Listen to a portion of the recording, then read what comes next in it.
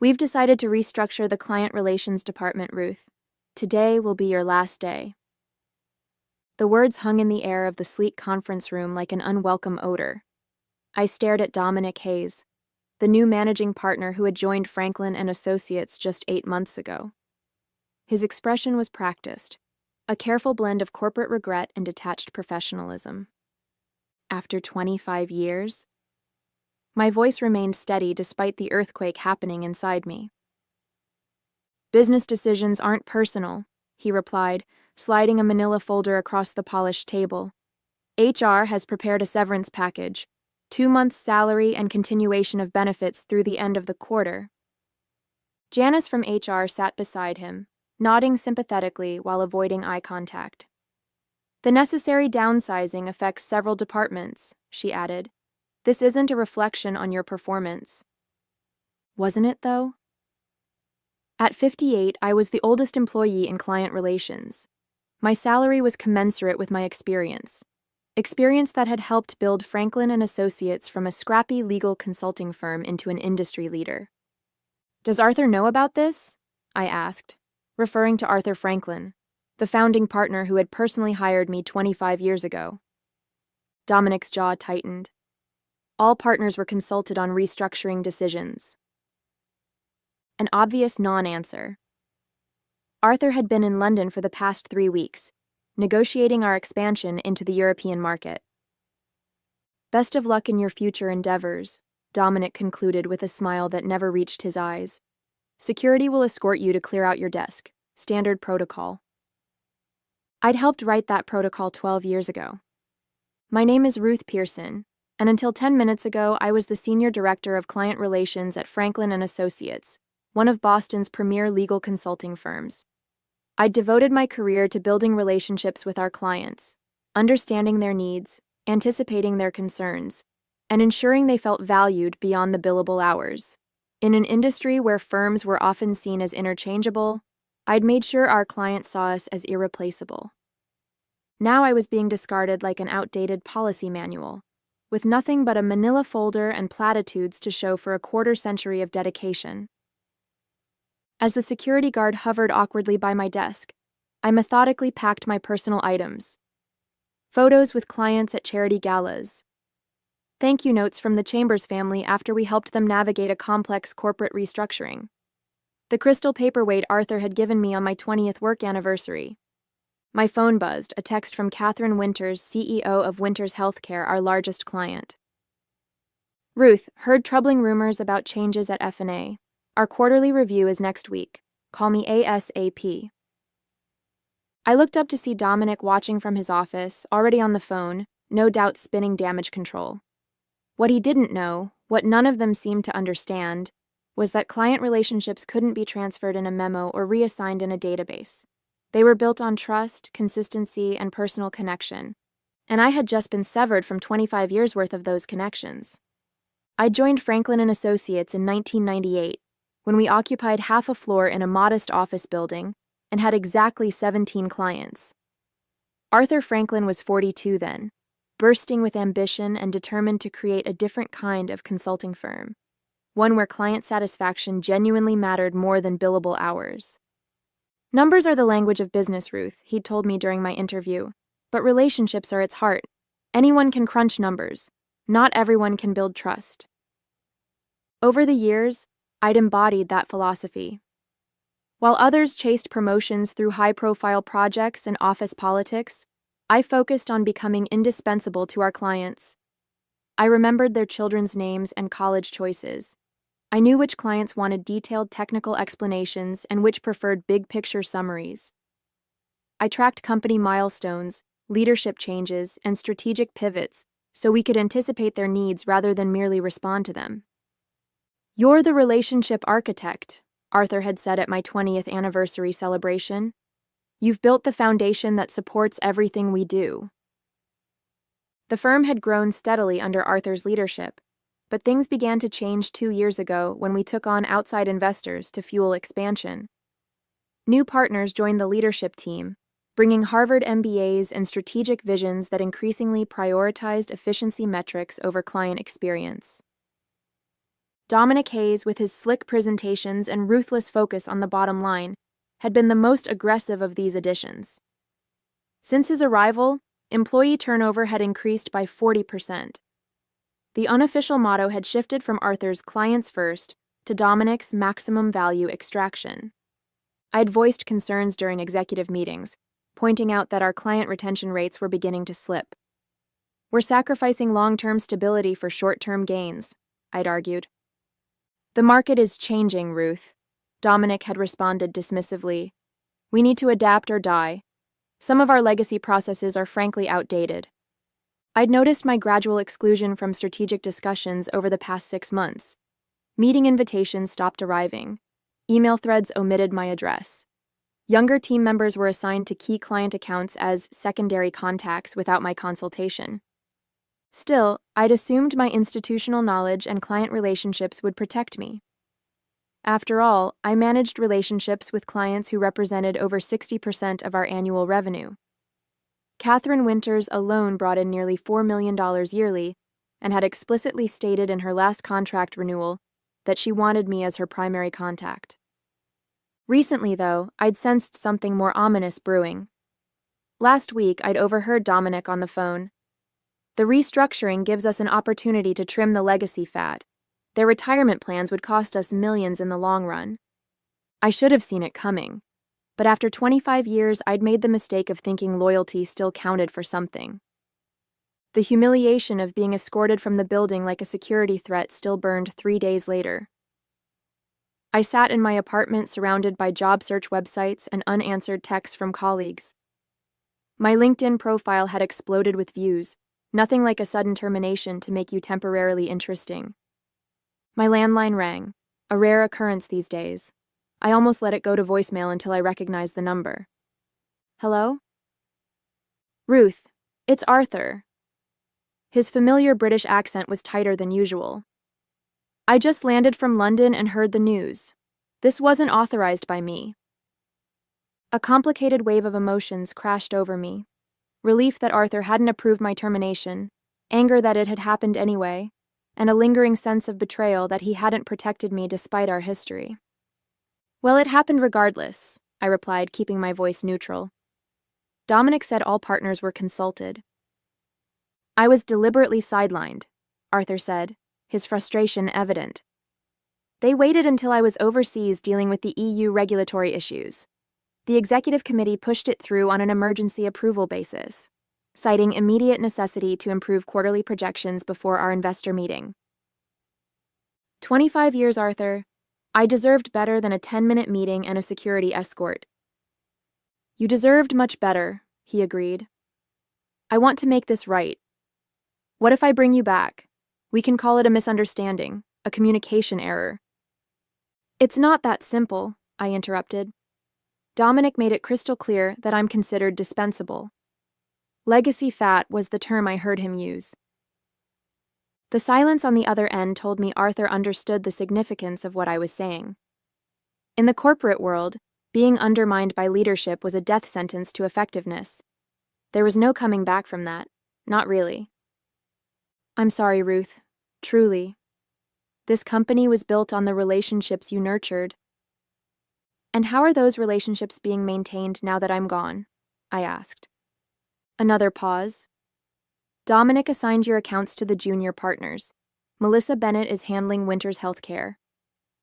I couldn't suppress a dry laugh. Catherine Winters had openly clashed with Melissa during a strategy session last year, finding her approach too aggressive and impersonal. Good luck with that. After hanging up, I stared at my phone as it began to light up with notifications.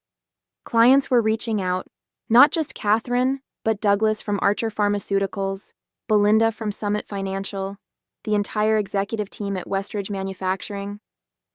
Word was spreading about my departure. I hadn't reached out to any of them. I was too professional to badmouth my former employer, regardless of how they'd treated me. But clients talk to each other. They belong to the same industry groups, sit on the same boards, attend the same conferences.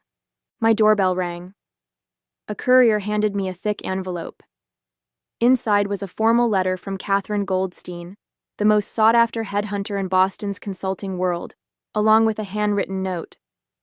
Heard what happened at F&A. Several firms would value your client portfolio. Dinner tomorrow? I set the letter down, thinking about Dominic's smug face as he'd terminated me. I wasn't going to sabotage Franklin and Associates. I didn't need to. They had already done that themselves. The next morning, my phone rang at 7:38 a.m. Catherine Winters, never one to waste time with pleasantries. "Tell me you're not actually gone," she demanded without preamble. "I'm afraid I am," I replied, pouring my coffee. "Restructuring, they called it." "Bullshit," Catherine snapped. "I've worked exclusively with you for 12 years. Melissa Bennett emailed me yesterday introducing herself as my new relationship manager. That girl tried to explain my own business model to me last year." I chose my words carefully. Franklin and Associates is making strategic changes. I'm sure they believe they're acting in the best interest of their clients. "Don't give me the corporate line, Ruth. We've known each other too long." Catherine paused. "Where are you going next?" "I haven't decided yet." "Well, decide quickly. Our contract with F&A is up for renewal in 60 days. I'd prefer to follow you." This was the moment I should have said something reassuring about Franklin and Associates, about the quality of their work remaining consistent despite personnel changes. That's what professionalism dictated. Instead, I said, "I appreciate your confidence, Catherine. Let me explore my options and get back to you." By noon, I'd received similar calls from 5 other major clients. By dinner time, that number had risen to 11. I hadn't solicited any of them. I hadn't needed to. Catherine Goldstein met me at an upscale restaurant in Back Bay, her sharp eyes assessing me over reading glasses. "You're the talk of the industry right now," she said after ordering. "Dominic Hayes made a catastrophic mistake." "Perhaps," I said noncommittally. She laughed. "Always diplomatic. That's part of your appeal." She slid a folder across the table. 3 firms want to meet with you. 2 are creating a special position specifically to bring you and your client relationships on board. I glanced at the compensation figures and nearly choked on my water. They were offering almost double my previous salary. "They're not just paying for your expertise," Catherine explained, reading my expression. "They're paying for your little black book." The irony wasn't lost on me. After being discarded as too expensive by Franklin and Associates, I was now worth twice as much to their competitors. I wondered if Dominic had considered this possibility in his cost-cutting calculations. The next morning, Arthur called again. "I need to see you," he said, sounding uncharacteristically agitated. "Can you come to the office?" "I don't think that's appropriate, given the circumstances." "Then lunch, the Harvest, 1 p.m. Please, Ruth. Things are happening that you should know about." Curiosity got the better of me.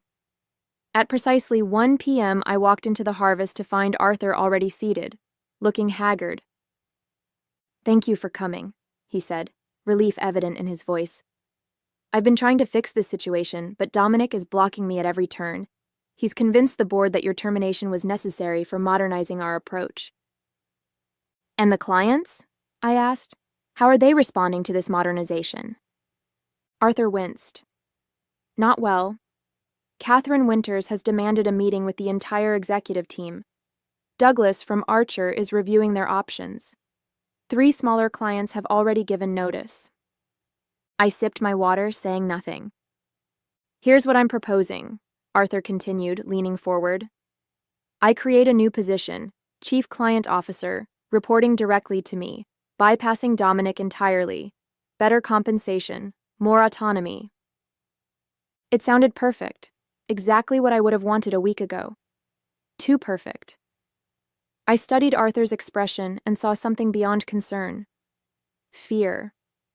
"What aren't you telling me, Arthur?" He hesitated, then sighed. "Dominic has a plan to push me into early retirement. He's been consolidating power, building alliances with the newer partners. If the client situation deteriorates further, he'll use it as leverage to force me out." So that was it. Arthur wasn't trying to save me. He was trying to save himself. I was simply the means to that end. I'm sorry, Arthur, but I already have meetings scheduled with other firms. You understand? Business decisions aren't personal. The look on his face as I threw Dominic's words back at him almost made the whole ordeal worthwhile. Almost. Over the next week, I met with all 3 firms Catherine had recommended. Each meeting followed a similar pattern: effusive praise for my client relationship skills, thinly veiled questions about which clients might follow me, and increasingly generous compensation offers. I was leaning toward Blackwell Consulting, a mid-sized firm with values reminiscent of the original Franklin and Associates.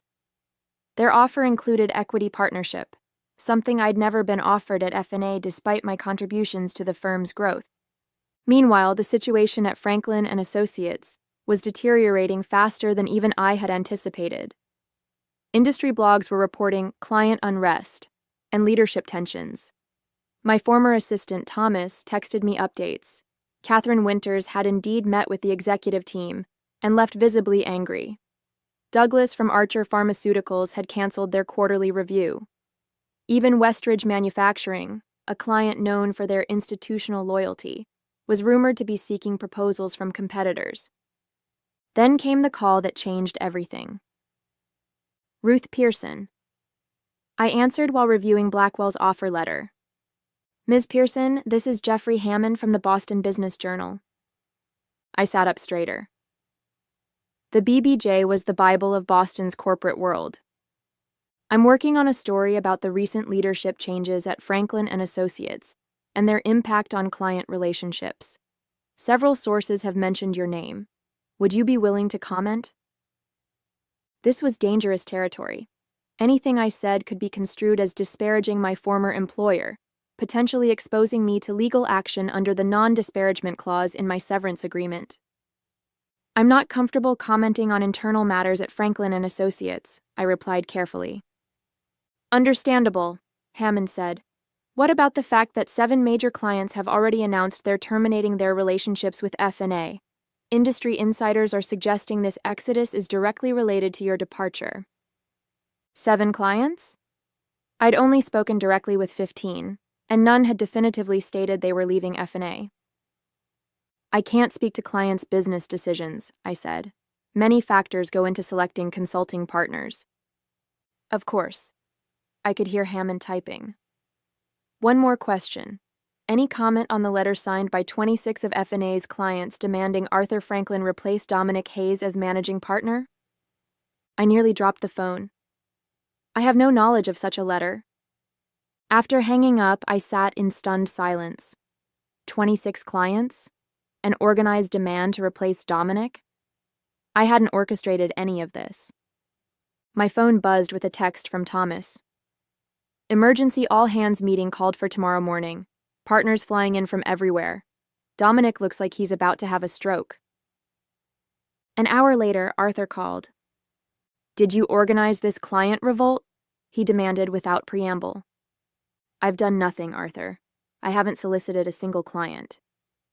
Then how do you explain this? He sounded desperate. 70% of our client base is threatening to leave. The board is in panic mode. Investors are demanding answers I don't have. Perhaps they value relationship continuity more than cost-cutting efficiency, I suggested. This isn't a joke, Ruth. 25 years of building this firm, and it could collapse in 25 days. There was a bitter satisfaction in hearing the panic in Arthur's voice, the same Arthur who had failed to protect me after 25 years of loyalty. What do you want from me, Arthur? Come back, he pleaded, not as chief client officer, as full equity partner. Help me stabilize the situation. Partner. The position I'd deserved for at least a decade, but had been repeatedly denied.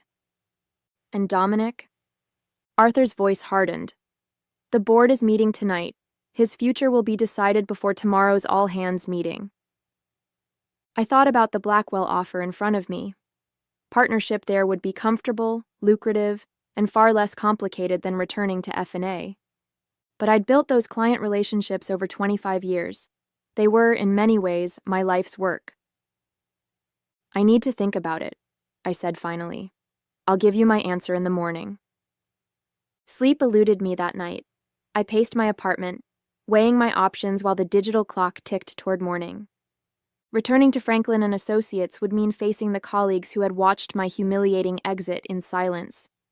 It would mean navigating the political aftermath of Dominic's apparent downfall, a downfall I hadn't engineered but would certainly be blamed for.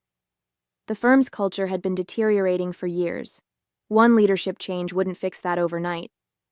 On the other hand, Blackwell offered a fresh start. New colleagues, new culture, new opportunities. The compensation and partnership were generous. I could bring willing clients with me and build something vibrant. By 6 a.m., I'd made my decision. I called Catherine Goldstein, knowing she'd be awake. I'm going with Blackwell, I told her. Smart choice, she replied. I'll let them know. They'll be thrilled. There's something else I need from them, I added, explaining my condition. Catherine listened, then laughed. Ruthless Ruth, I love it. I'll present it to them this morning. At 8:45 a.m., I walked into Franklin and Associates for the first time since my termination. The receptionist's eyes widened. Ms. Pearson, are you here for the all-hands meeting?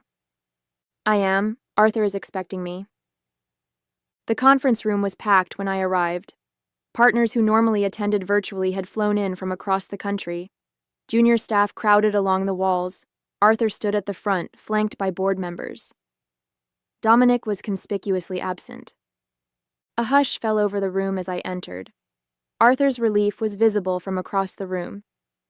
Thank you all for coming, he began. As you know, we're facing unprecedented client concerns following recent staffing decisions. His eyes flickered to me. I'm pleased to announce that Ruth Pearson has agreed to return to Franklin and Associates as a full equity partner, leading our newly formed client relations division.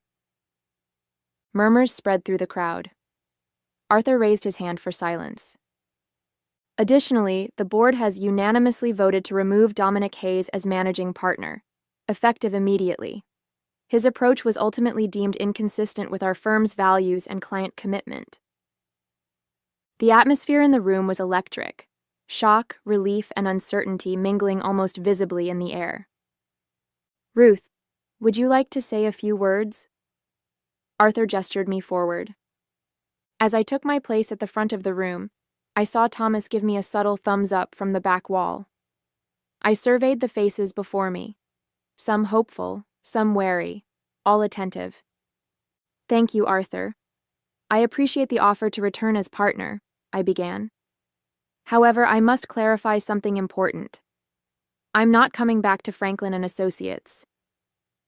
Arthur's face froze in confusion. Several board members exchanged alarmed glances. Instead, I continued calmly, I'm pleased to announce that I've accepted a partnership position at Blackwell Consulting, which has just completed acquisition negotiations with Horizon Capital to purchase a controlling interest in Franklin and Associates. The room erupted in shocked exclamations. Arthur looked as though he'd been struck. The transition will begin next week, I continued once the noise subsided. Blackwell has assured me they value the institutional knowledge and client relationships built here. There are no plans for mass layoffs or restructuring, unless, of course, they're deemed necessary for efficiency. Arthur stepped forward. Ruth, what have you done? I haven't done anything, Arthur. Blackwell has been seeking to expand their Boston presence for years. Horizon Capital, as majority shareholder in F&A, was happy to consider their offer, especially given recent client instability. It's just business after all, nothing personal. As the implications sank in, I saw the dawning realization in Arthur's eyes. He had failed to protect me when it mattered. He had allowed loyalty to be sacrificed for short-term gains.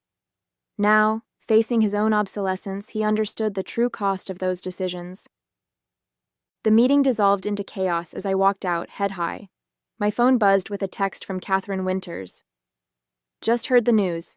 Dinner tonight to discuss Winters Healthcare's future with Blackwell Franklin? I smiled as I stepped into the elevator.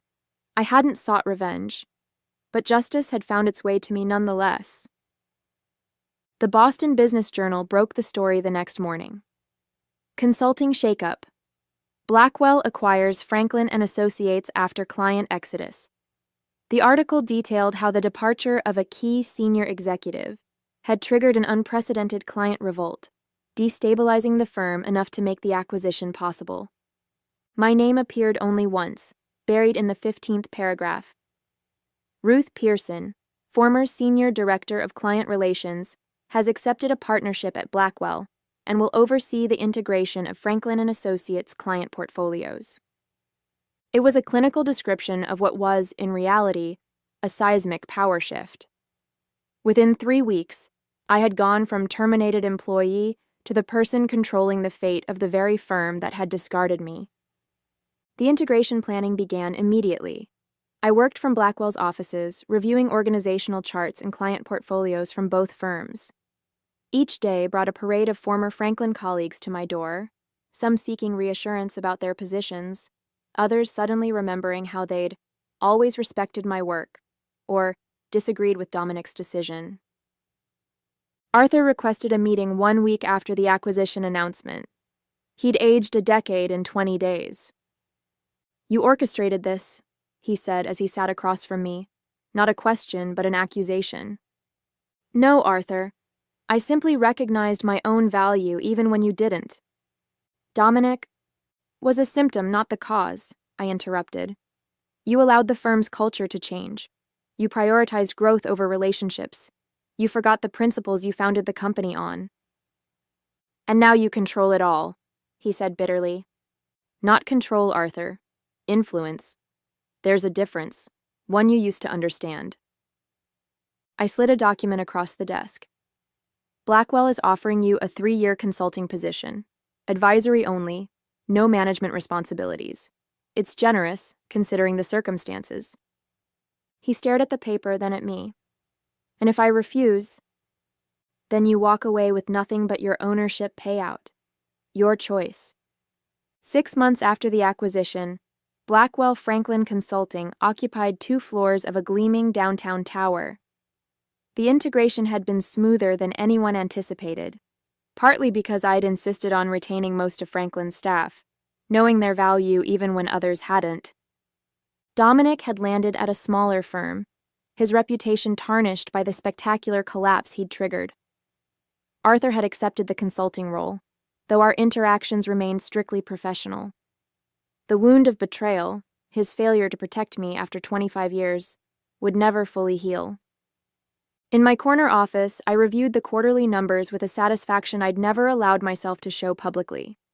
Client retention through the transition had exceeded 95%. The 3 clients who'd left during the initial exodus had already returned. Our combined revenues were up 23% year over year. My assistant knocked and entered. "Ms. Winters is here for your lunch." Catherine strode in, elegant as always in a tailored suit. "Congratulations on the quarterly results. The industry is still talking about the most elegant corporate takeover they've seen in decades." I smiled. "It wasn't a takeover. It was a market correction." "Call it what you want," Catherine laughed. "You proved what I've always known. In professional services, the relationships are the real asset. Everything else is just infrastructure." As we headed to lunch, I reflected on the journey of the past 6 months. I hadn't sought revenge when Franklin and Associates terminated me. I hadn't needed to. The firm had failed to recognize that their true value wasn't in their systems or strategies or even their brand.